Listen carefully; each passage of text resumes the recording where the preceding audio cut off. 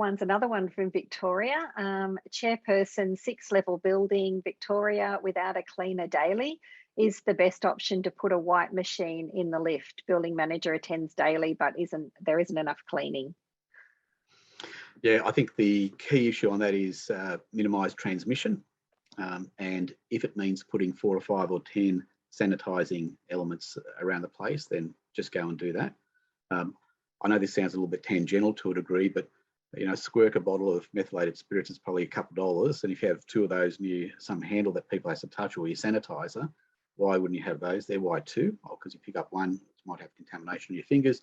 You spray things there, and the other bottle you pick up and spray that bottle. So in a way, that might be, rather than wasting your sanitizer, that might be a cheaper option for people who are thinking it's too high a hurdle. Well, it's only methylated spirits. It's got alcohol in it, and yes, sanitizer, we're looking for 70% or greater, and that's it. The other practical tools, you're talking about doors and touch surfaces. One of the things I've put in here is considering putting hands-free door openers. It's not this whiz-bang expensive exercise, it's just a bent bit of metal, a bit like the coat hanger you have on the back of the toilet door. If you have it 3/4 of the way out from your hinge, you put your foot down on it, you open the door, and then with your foot you open the door. Why do I want to touch that handle? How do I avoid touching that handle? So there might be other practical measures they can put in place, but certainly more sanitizers around the place is better.